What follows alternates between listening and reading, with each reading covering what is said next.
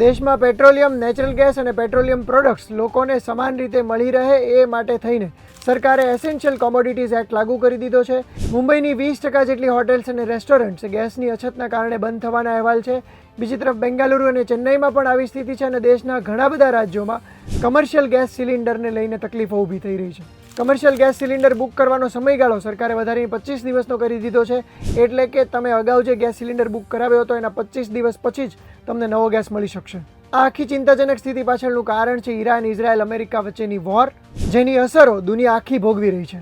સૌથી પહેલાં તો જાણી લઈએ કે સરકારે લાગુ કરેલો આ એસેન્શિયલ કોમોડિટીઝ એક્ટ 1955 છે શું? તો સિમ્પલ વાત તો એ છે કે આ એક્ટના કારણે સરકારને સત્તા મળે છે કે જીવન જરૂરી ચીજો એનું પ્રોડક્શન અને સપ્લાય એ કંટ્રોલ કરી શકે.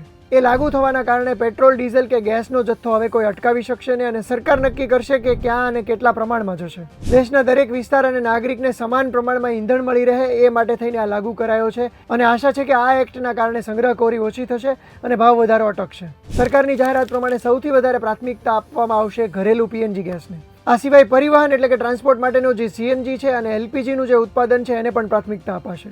બીજી પ્રાયોરિટી અપાશે ખાતર ઉત્પાદક પ્લાન્ટ્સને, પરંતુ એ લોકો ગેસનો ઉપયોગ બીજા કોઈ ઠેકાણે નહીં કરી શકે. ત્રીજી પ્રાયોરિટી પ્રમાણે નેશનલ ગેસ ગ્રીડ દ્વારા ચા ઉદ્યોગ અને અન્ય ઔદ્યોગિક એકમોને 80% જેટલો પુરવઠો મળશે. અને ફોર્થ પ્રાયોરિટી ઔદ્યોગિક અને વ્યાપારી ગ્રાહકોને પણ છેલ્લા 6 મહિનાની જે એવરેજ હશે એના 80% જેટલો જથ્થો આપવામાં આવશે. તો પછી ગેસ અને પેટ્રોલિયમ પ્રોડક્ટ્સને લઈને કાપ ક્યાં મૂકવામાં આવશે? તો ઓએનજીસી, ગેલ, રિલાયન્સ જેવા મોટા એકમો કે વીજળી પેદા કરતા પાવર પ્લાન્ટ્સ અને ઓઇલ રિફાઇનરીના ગેસના વપરાશમાં કાપ મુકાશે.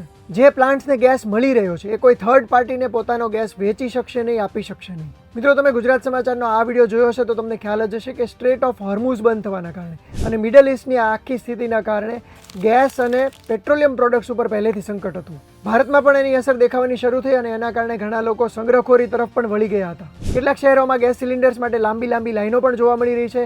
તો પછી કાળા બજારમાં 1500 રૂપિયા પર સિલિન્ડર ભાવ પણ બોલાઈ રહ્યો છે. આગામી સમયમાં જનજીવનને કોઈ મોટી અસર ન થાય એ માટે સાવચેતી રૂપે સરકારે આ પ્રકારના પગલાં લેવા પડ્યા છે. તો શું તમને આ એક્શન યોગ્ય લાગે છે? તમારો મત કોમેન્ટ કરીને જણાવજો અને આ સિવાય કોઈ સૂચનો હોય તો એ પણ જણાવજો. આ મુદ્દાને લઈને લેટેસ્ટ અપડેટ્સ અને ઇન્ફોર્મેટિવ વિડીયોઝ જોવા માટે ગુજરાત સમાચારને ફોલો અને સબસ્ક્રાઇબ કરી લેજો.